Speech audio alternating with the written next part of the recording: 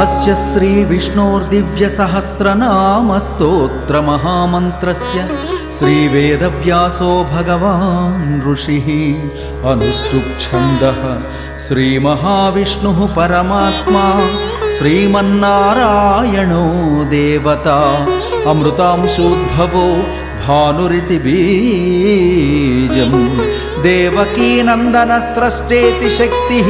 उद्भवक्षोभणो देव इति परमो मंत्रः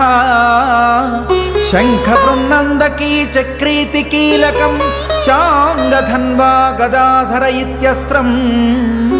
रथांगपाणिरक्षोभ्य इति नेत्रम् त्रिसामासामगस्सामीति कवचम् आनन्दम् परब्रह्मेति योनिः ऋतुः सुदर्शनः काल इति दिग्बन्धः